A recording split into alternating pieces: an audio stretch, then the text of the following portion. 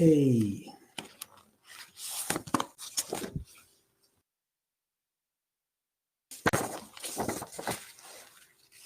Okay, we have only 3 teams, so we have plenty of time to talk about the real cases. All right, so it seems that everyone's here. So are you ready to go? Great, great, great. Great. Okay, all right. So today is our presentation day, so you can enjoy it, okay? Relax and enjoy it. We can talk, okay? Very casually, okay? Very casually. About the real case we have discussed, all right? So we've done exam and presentations today. Find the real case and apply what we have discussed, okay? Like how international setting works or not. And our presentation will focus on why some firms are successful, why some firms are not. Okay, so we're gonna talk about that. The next week, we are gonna start corporation simulation practice round 2 again. Okay, practice round 2. So after 2 practice rounds, okay, then the data will be reset. All the data gone, and we're gonna restart. Okay, we're gonna restart simulations. And on the Thursday, next week, Thursday, we're gonna start chapter 15.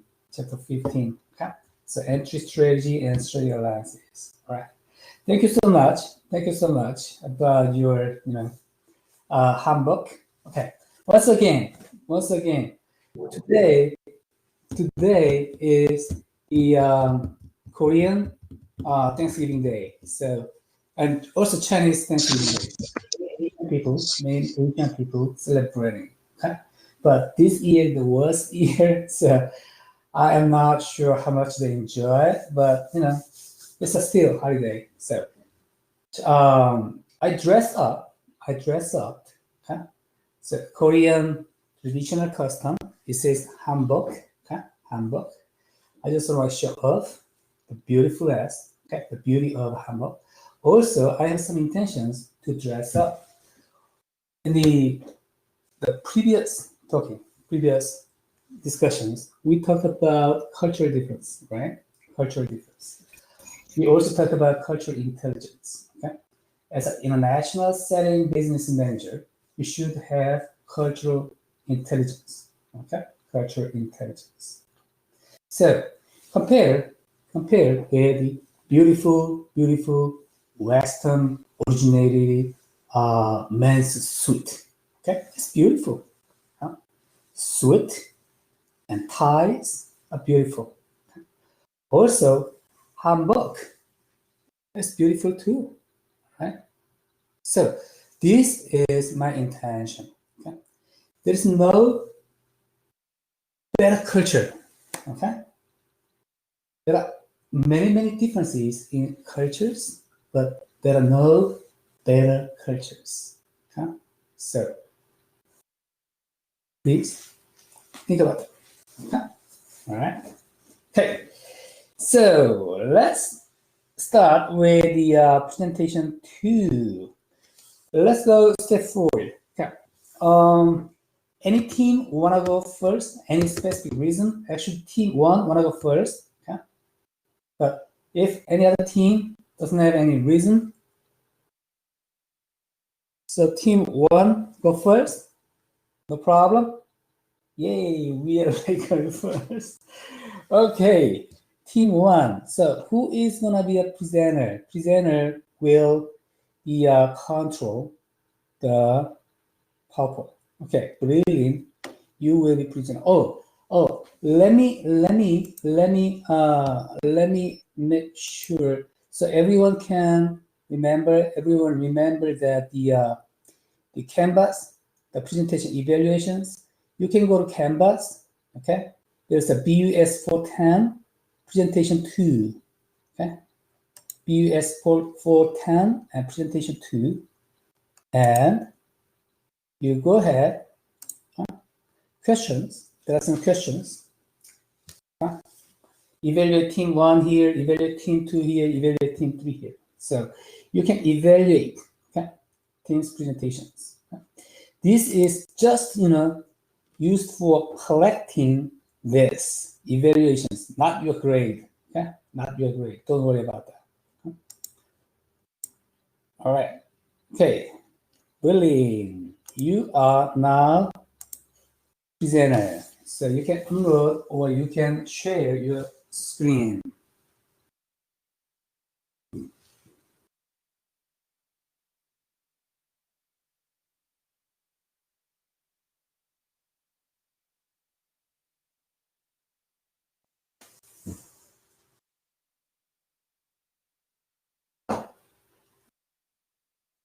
All right, great. So it seems that team 1 is ready. Okay. So team 1, Can you hear me okay? are you ready? Yes, I can hear you, Jack. Yes, sir, we're ready. Yeah. I see joking. Okay. Presentation notes by Breland, Everyone's Hallie. ready? Yeah. Everyone's ready? Yes. Okay. So you are go. This is your stage. Okay, so our presentation is group 1, and it's Breland, Hallie, Jack, Joaquin, and Zion. And Hallie couldn't make it today for personal reasons. Somebody will be filling in for her. And for our example, we wanted to use a firm. So we use Taco. We're going to talk about Taco Bell in the international setting. Hey. Taco Bell. Okay, so like we discussed in class, there are different ways of wait, Jack, could you mute your mic? Sorry, because making an echo. Yeah, my bad. Yeah. So in order to increase profitability and growth, there are different strategies in which they focus on creating value for the customers to be able to purchase that product. There are different focuses. One is low cost strategy, which is trying to reduce cost in order to to offer competitive prices to customers. And there's also the differentiation strategy, which is related to value creation, where they see a difference, like a high quality or better meeting the customer's needs.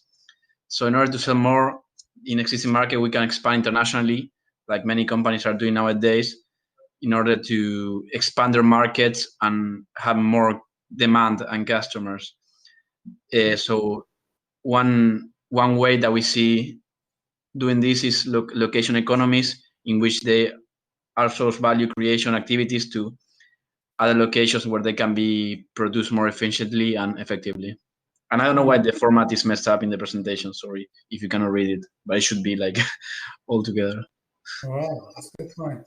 Did you analyze what is the low-cost strategy and what is the differentiation strategy for them? This is more like an introduction to. Now we're gonna go into Taco Bell settings. Okay.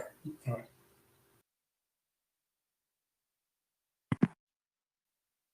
Breland.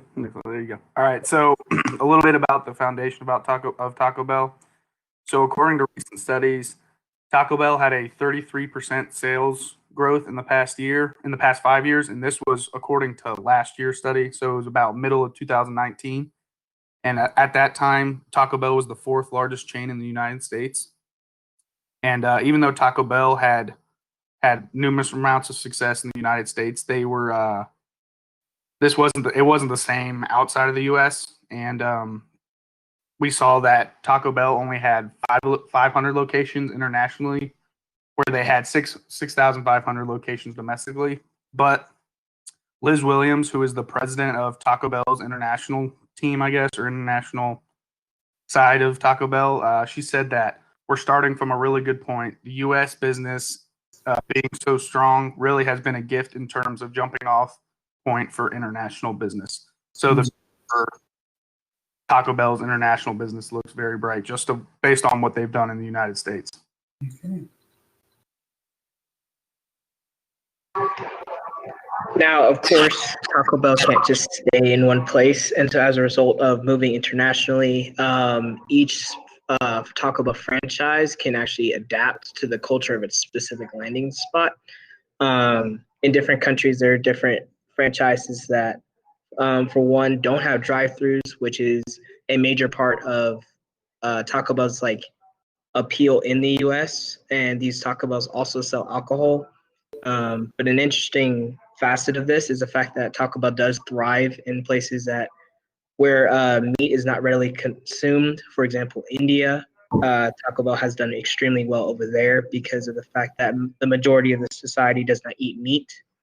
Also, different franchises in different places have more flexibilities, which leads like more exotic food choices. Like in China, they have this thing called the clayfish taco, which is really interesting to me. And I don't know, the goal like for Taco Bell is to reach 800 international locations, and with a lot of those stores to open throughout Mexico.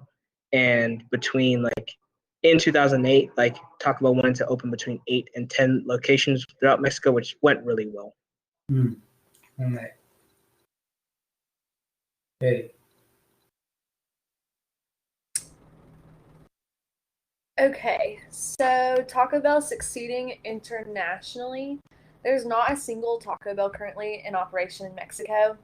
They have tried and failed to bring the restaurant into the Mexican market twice since they first opened the doors, but it was not authentic, so the country decided that they just kind of didn't accept it. And then the president of Taco Bell International, Liz Williams, said that the Mexican food category internationally is really hot because it's becoming more well known and picking up a lot of energy in terms of consumer pull. When you go to the market, they know about the Mexican category, making it easier to launch the brand. The company seems to have found the perfect formula for succeeding in the international market. Their locations abroad are not the quick service drive-through we are used to, but more similar to the newer cantina-style restaurants that they recently planted in Las Vegas and New York. Like Zion said earlier, they are learning to adapt their food to their international locations to fit the culture that they're entering. Nice. So this was Hallis, but I can do it, like I will read out of it. So like we see, localization strategy might work for Taco Bell, but sometimes where there are too many competitors, they might need to adapt a new strategies, such as cost-focused strategy, which I mentioned before was reducing the cost to offer a more competitive price. And this might imply shifting into another different type of international strategy, such as global standardization, which is using the same strategy but in different cultures, or more of a transnational strategy, which appeals more to the consumers' needs and tastes, which might adapt better, for example, like the example in Asia where they offer crawfish. And yeah, so the success of the firms that expand internationally depends on this differentiation of the goods sold and its core strengths and competencies. And like I mentioned before, they might need to adapt their products to the local markets. Okay, I love this point.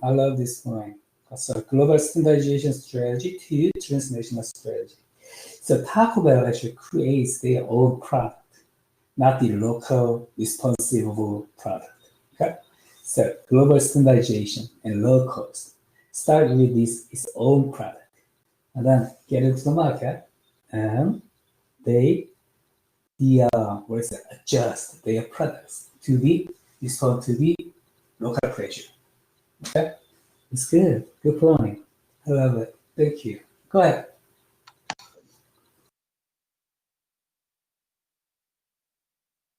Yeah, that was the end of the presentation. Yeah, I think that's it. All right, good. Good job. Okay. All right. Sorry, Any I put the question? old logo. I put the old logo in there. All right. Any questions, comments about Taco Bell?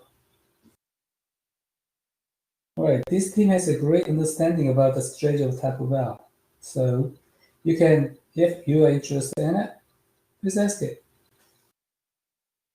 No? No question, comment from the floor?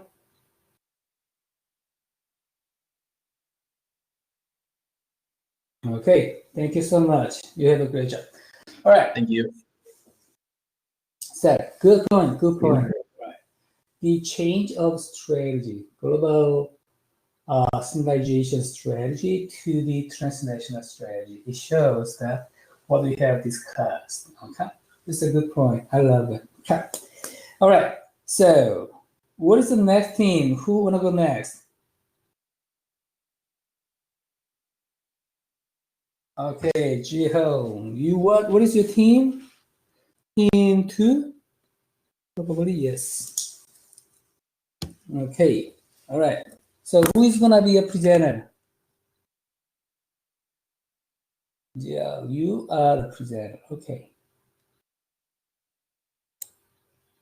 Now, Shahil, you are a presenter. So you can control, you can unload your PowerPoint or whatever. All right, crawfish, Taco Bell.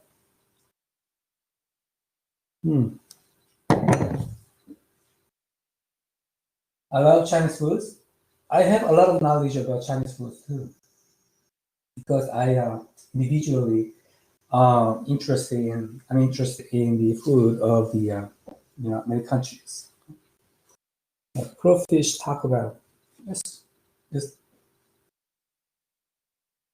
it's a great invention.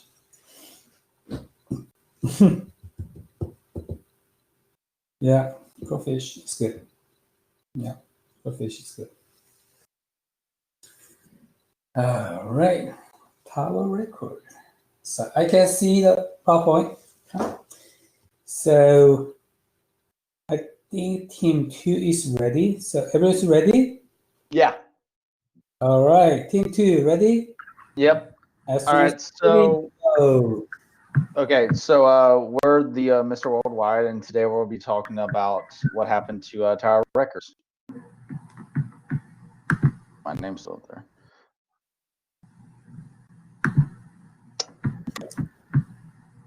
We're having technical difficulties.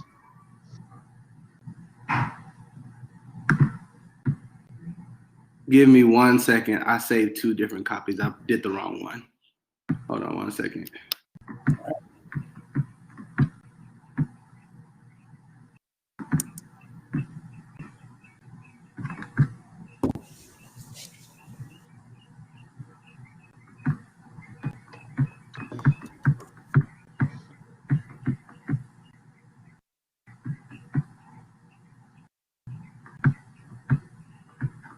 So Dr. Kong, I agree with you with learning different food from different cultures and trying different foods. But I do that same thing, but I focus more on the entertainment and the festivals of different countries.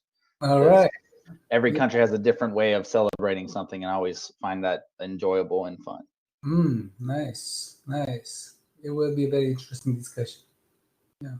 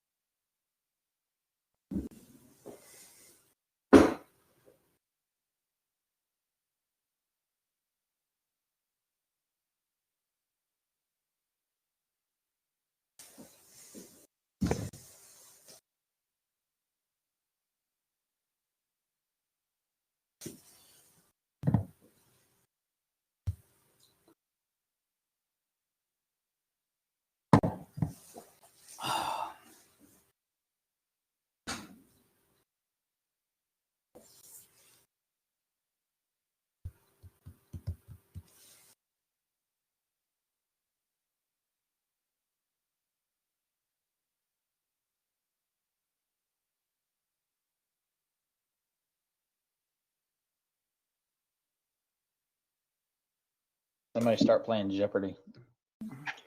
All right. So I still can see the previous one, the PowerPoint.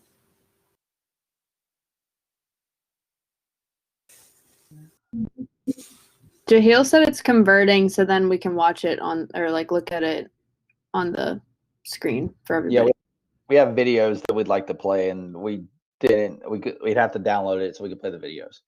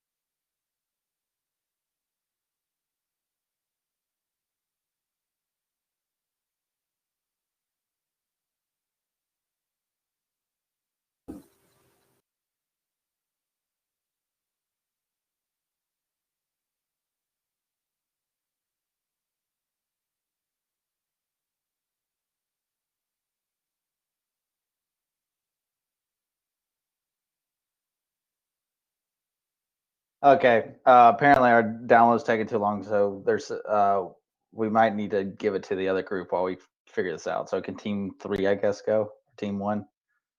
Team 1 went, so team 3.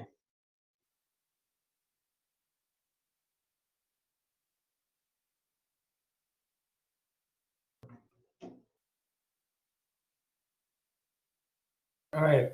What is specifically your problem? Is it? J Hill, what's happening?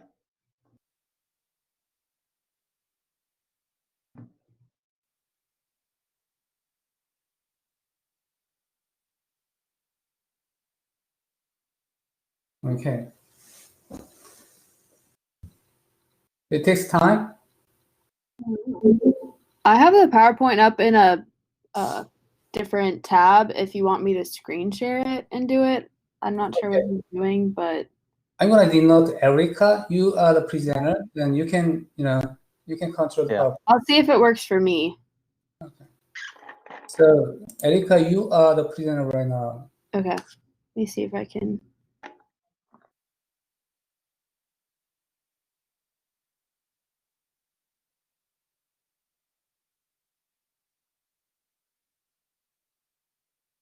Right, there we go. Oh, Yes. can you see it now? Yeah, I can see your screen, but not PowerPoint. Okay. Hold on Yeah. one second. Let me switch to the application. Can you see it now? It is working. It is starting. So yes, I can see it. All right, let me get back to that tab.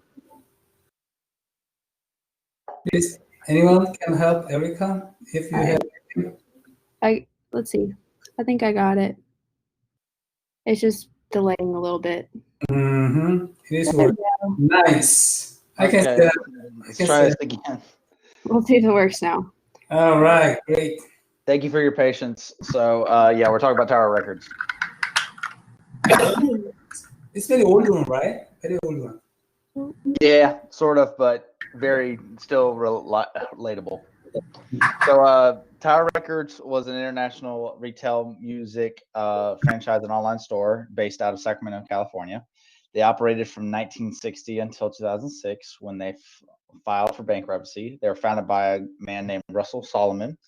They were known for its enormous volume and backed by its audiophile behind the counter staff. Tower Records became ground zero for its in-store performances and musician events, placing it #1 among U.S. music merchants, having stores throughout the United States and even expanding international to countries such as Japan, Hong Kong, and the United Kingdom.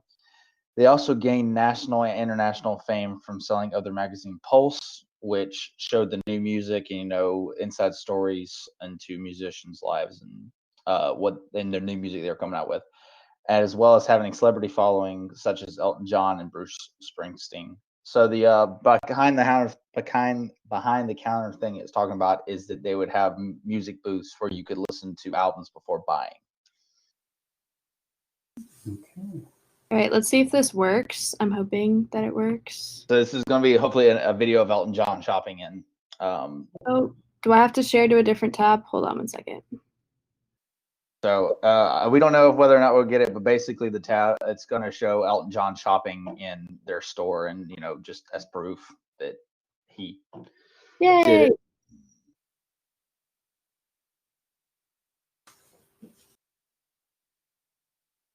Picking out all the new releases that he had seen. I mean, Tower Records had everything. Those people knew their stuff. They were really on their ball. I mean, they just weren't employees and they happened to work at a music store. They were devotees of music. And that's what I loved about the Tower. I could talk about music with them. They could say, have you heard this? And it was just, they were like friends. So that's Elton John's in his words of what Tower Records meant to him, and then their motto was, when Erica brings it up, basically I think it's "No music, no life" is their motto that their store lived by and went by to make all their decisions. Okay.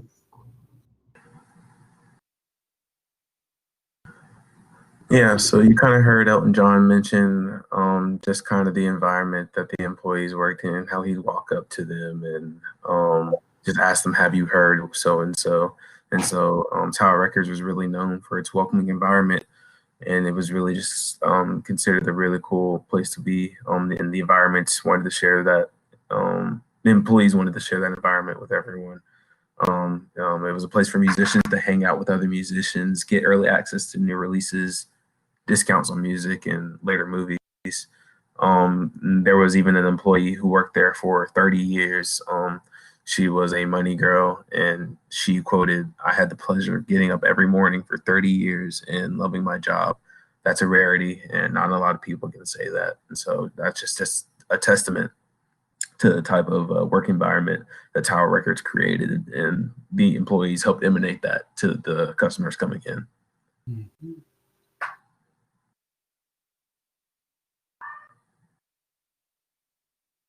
So, I mean, as we've heard a lot, that the culture was the biggest thing. That was what made Tower Records such a success.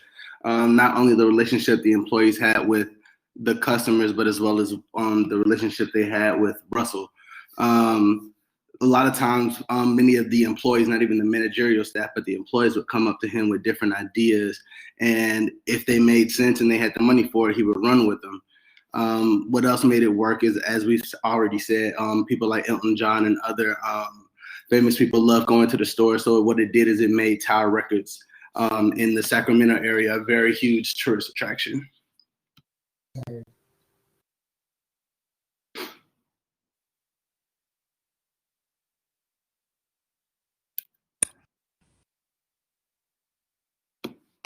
I see that there is no sound. That is okay.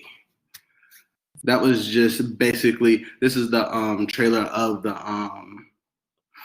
documentary that was done on Tower Records. And what they basically did is just explain just the laid back culture that they had, where, you know, you could pretty much wear jeans and a tee and go to work and have a good time. You didn't hate going to work every day. That's right. That's right. Right. So there was a lot of people that they might not have been able to get a job somewhere else, like this guy you can see that has the long hair. Because back then, there was like hair regulations about you had to have your hair a certain length and stuff like that in certain organizations. And basically you could just wear whatever you wanted. And so it had a really great atmosphere, and the people that worked there really knew the music, which the people that came in absolutely loved. Yeah. Actually, your presentation remind me about the cultural differences, but also it's some industry-specific, environment. Industry-specific environment. Cultures are important in every industry, but especially in this industry. It's the entertainment industry, music industry, film industry. Cultures are almost everything, right? Almost everything. Very, very important topics in this industry. So there are some levels. Okay? Some industries, the cultures are the most important factors. In some other industries, it's not the most, the important factors, but still important. Okay, so high, medium, low. It can be a good idea. It can be a good idea to think about the industry specific factors. Correct. Okay, please go ahead. Yeah. So something else that made Tower Records such a powerhouse that it was from between the 60s and the 90s. They were always constantly innovating and always on top of the new things that came out when it came to the music industry. They were one of the first music stores to implement in-store listening. So what people could do is they could go straight into the store, grab a pair of headphones, listen to, if they wanted to, an entire album before deciding whether or not they wanted to buy it or not, as well as the early adoption of the CD. I mean, most of us know what a CD is, so I don't really need to explain that, but it was just a different way to listen to music without having to listen to the whole stereo. It allowed you to skip and things like that. So them being pioneers of that part of the music industry is what constantly kept them on top until, well, I'll be talking about that next. When it comes to their international growth, they were a huge success in Japan, and I believe still are, I'm not sure. But When they first moved to Japan, they became one of the first American-owned retail stores that was not like partnered with someone that was already in Japan. So they not only did well there, but they were pioneers even in their market. What made them so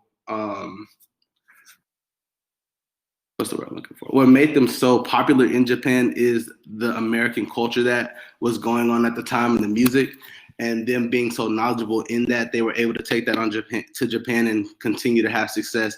It's even stated that they were probably having more success over in Japan than they were in the U.S. Yeah, direct investment, greenfield investment. It's a risky, but it was successful in Japan.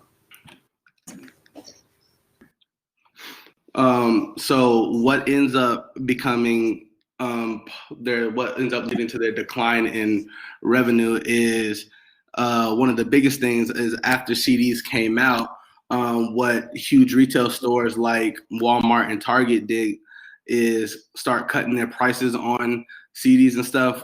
So like what they would do is if Tower Records had like a album that was $20, a company like Walmart, Target, or Best Buy, they would come in, take that same album, cut the price in half, and that had a huge effect on the market because it made it hard for stores that only sell CDs to continue to be marketable, rather than a place like Walmart where you can sell them a $10 CD and they can also do their grocery shopping. Mm-hmm. And then the biggest thing that hurt them the most was internet streaming. When it came to music streaming, they did not hop on that trend early. They became late adopters, and even in becoming late adopters, they didn't do a good job of it. So because of them not hopping on this trend and believing that people would still want the in-hand music album type thing, have a whole wall full of music, that hurt them. They weren't able to stay on top, and now, they filed for bankruptcy. Absolutely.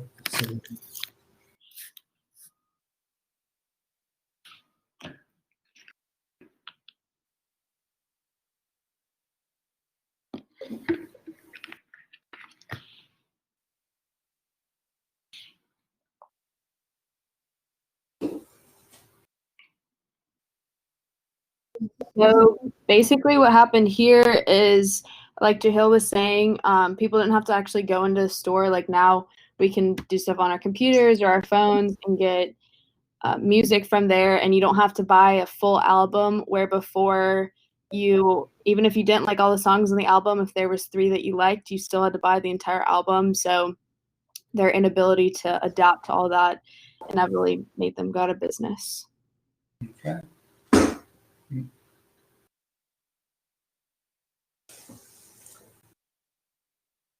All right, so just to relate this directly to the class, in the previous couple of chapters, we talked about strategies. So in this, I basically labeled it as transnational strategy, since they expanded to other countries while adopting to the local economies. For example, from records to CDs, and to the little mobile listening devices. And then they tried to simultaneously achieve low cost through location economies of scale, and learning effects. Differentiating the product and adapting to the market was initially working, but obviously in the long term it was not sustainable.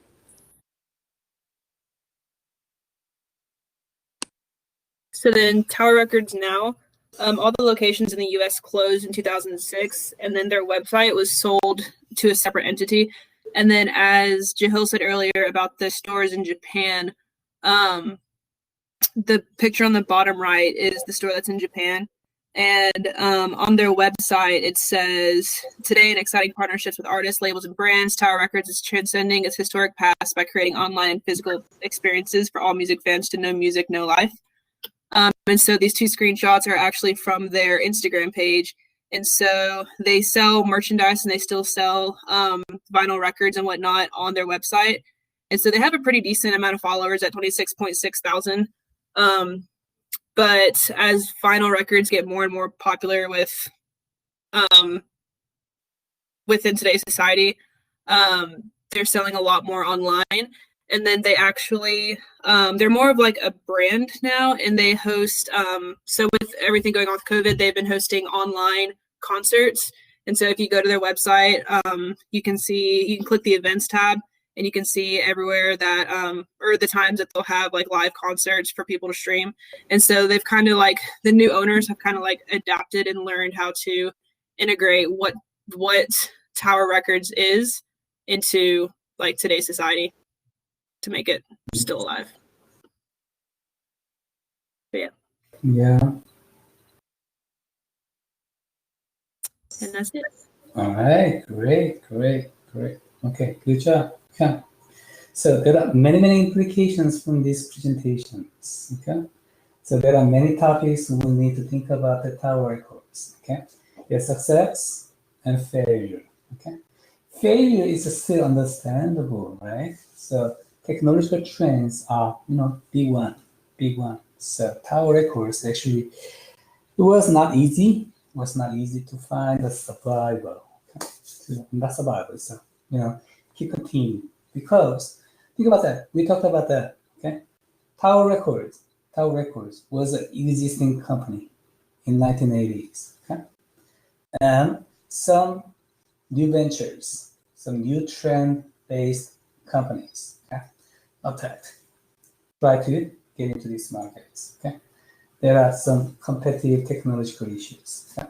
Then Tower Records actually want to okay, continue this trend because they are existing companies.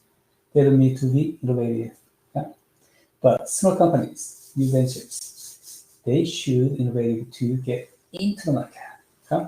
So that's why, innovative things. Okay? So new ventures actually dominating new market. Okay, there's one trend. The other one is, I want to point out that the price. Always pricing strategy is very important. Okay, so low price, no customer. Okay, so price is very important. So actually, the pricing strategy is also important in your simulation too. All right, simulation too. Yeah. So how do you identify? How do you see your pricing strategy is good or not for the customers? How do your customers feel about your price? It's very simple. You need to see the information. What information? Customer satisfaction. Okay. Many companies survey customer satisfactions. Okay. So see it. How do you think about price? And customer says something, and then you can reflect it. Okay. In your simulations, you can have some information about the customer satisfaction too, so you can use it to have appropriate pricing strategy. Okay, to find it. Okay. All right. Any question? Comments about Tower Records? All right. This team has a great job. Okay. Very nice. And we have team 3. Okay. Team 3.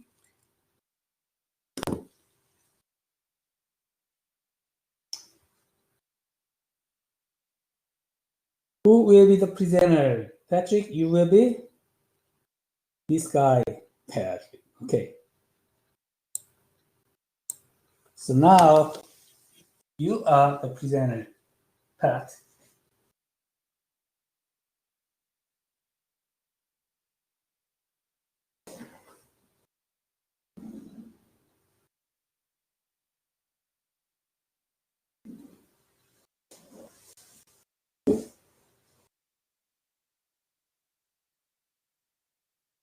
All right, team 3. Okay, is it working? Yes, I can see it. Sweet. Great. Right. Everyone else here? Are my partners here? Yes, I'm here. I'm here. All right, sweet. Patrick. All right, so we're doing Walmart's international expansion, and those are our groups, our partners. All All right, so Walmart in 1990, Walmart realized that their opportunities for growth within the United States were becoming limited. So they had to think outside of the box, like, what is their next step? So Walmart's management calculated that its domestic growth opportunities would be constrained by market saturation. So their answer was in 1991, Walmart began to expand globally with their first international store being in Mexico, which makes sense since Mexico is close to the United States. It was a great starter place for them.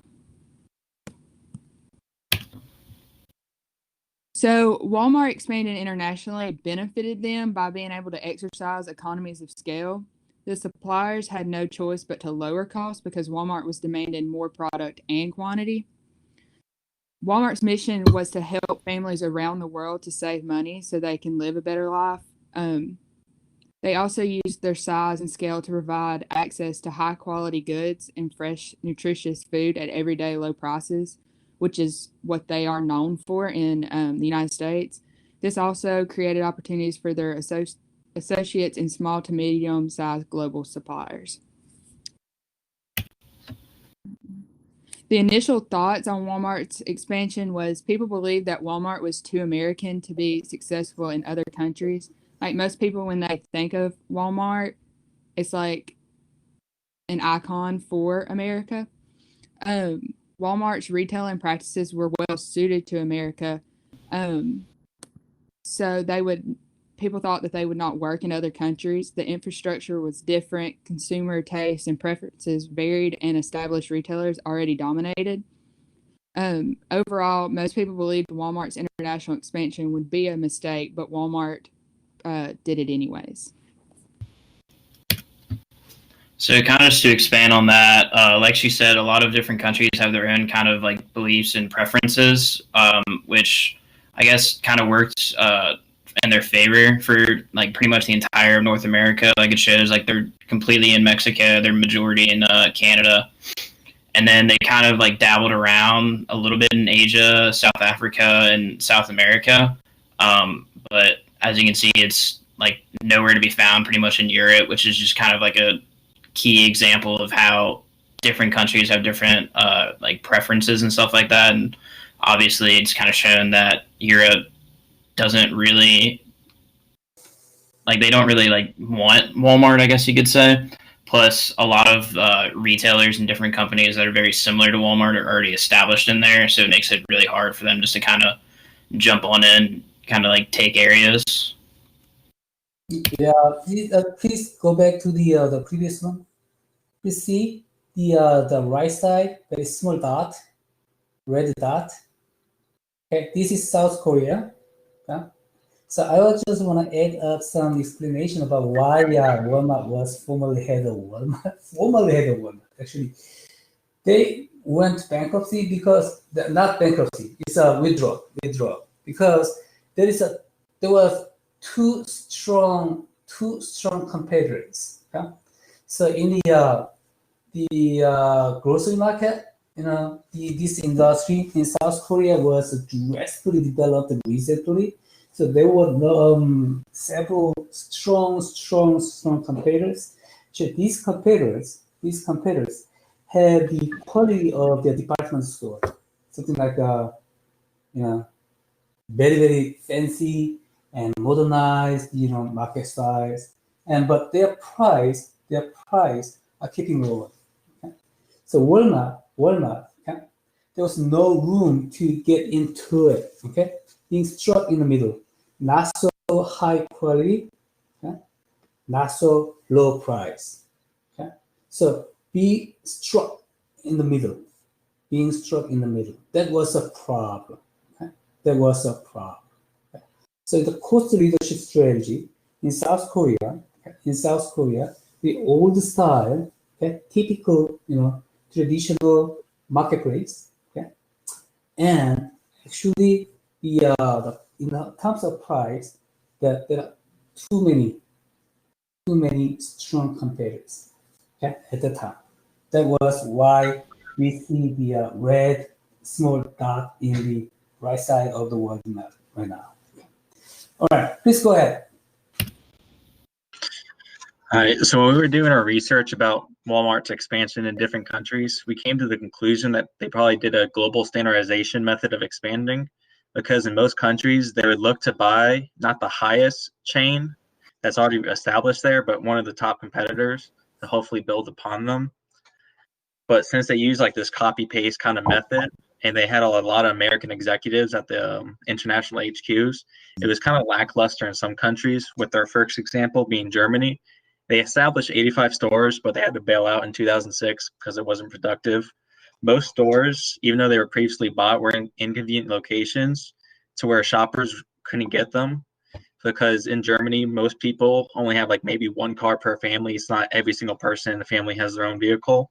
So it made trips very inconvenient, and most shoppers rather just go to their local small stores instead. And then the local chains like Aldi had a dominating presence, and they provided much higher quality groceries than the competitor at Walmart did.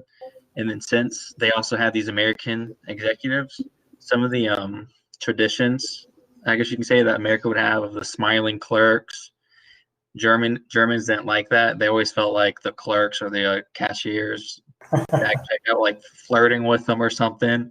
I guess Germans don't like smiling over there. And then another thing is the wrapped meat. Germans supposedly like to go to a butcher and like kind of know who they're getting their produce from, and how they're getting it, instead of it just being thrown onto a shelf like they do at Walmart here in America. Right. They don't like smiling clothes.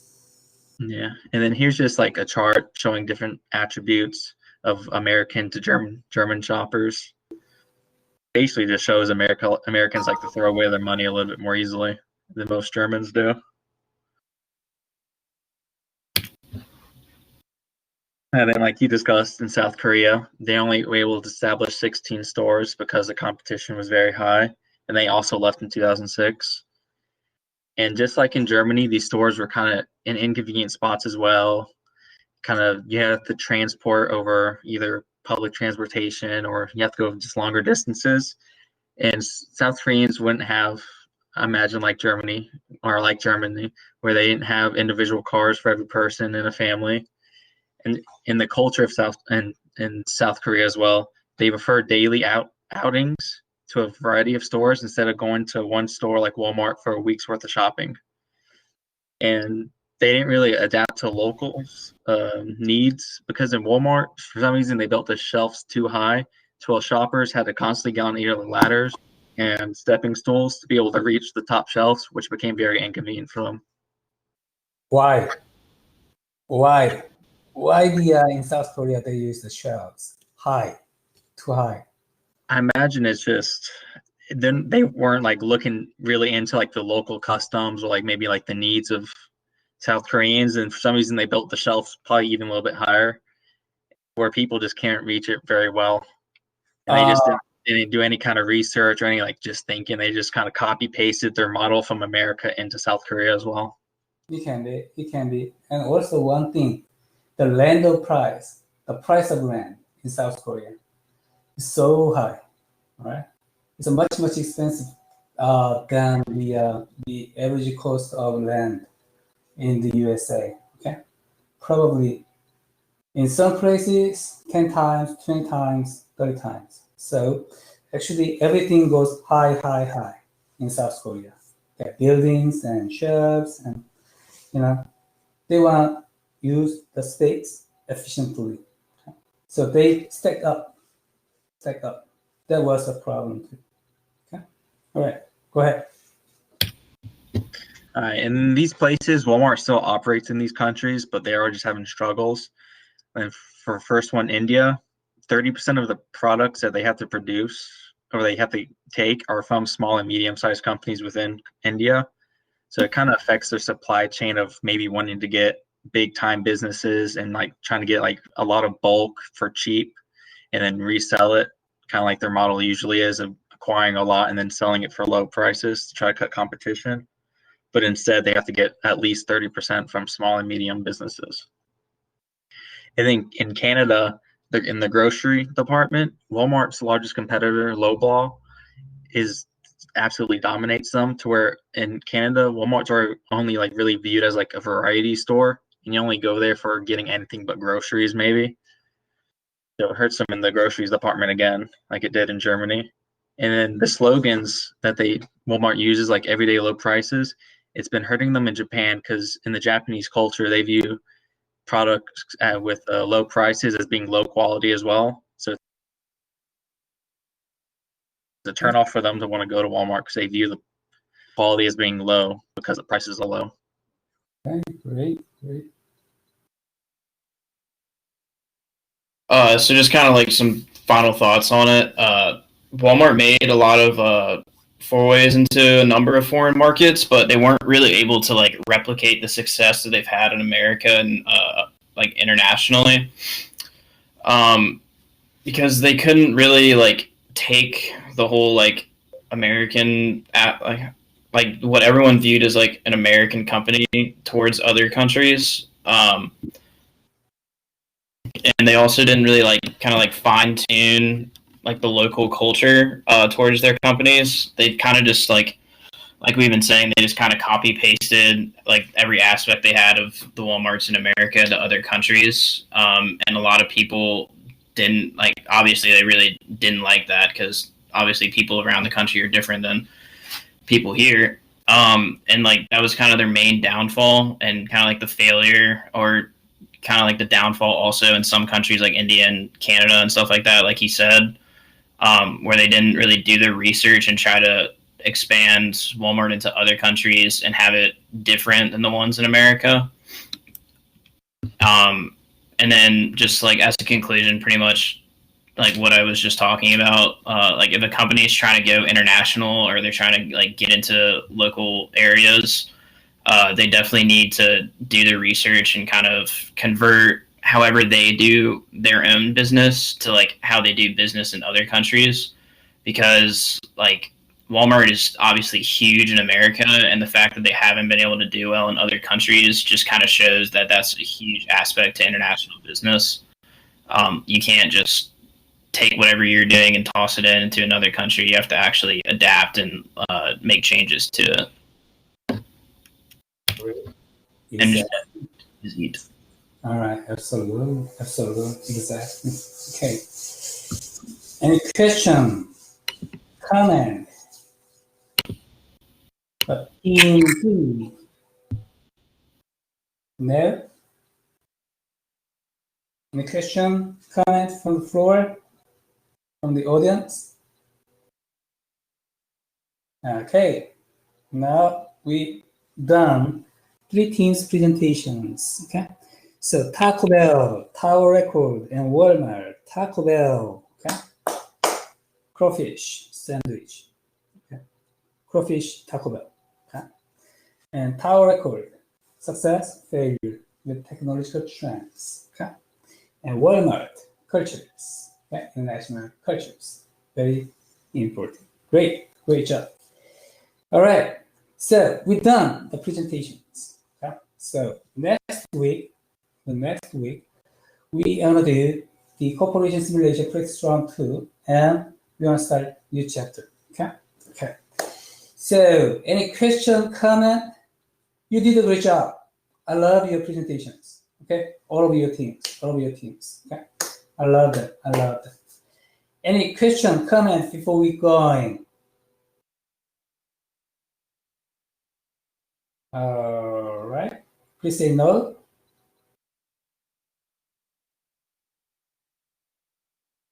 Okay, I just want to make sure. All right, thank you so much. It was a great time. The great presentations. Okay, I will see you next week. Have a great weekend, everyone.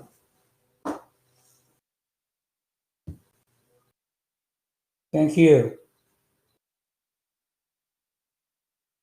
I will. Thank you, I will.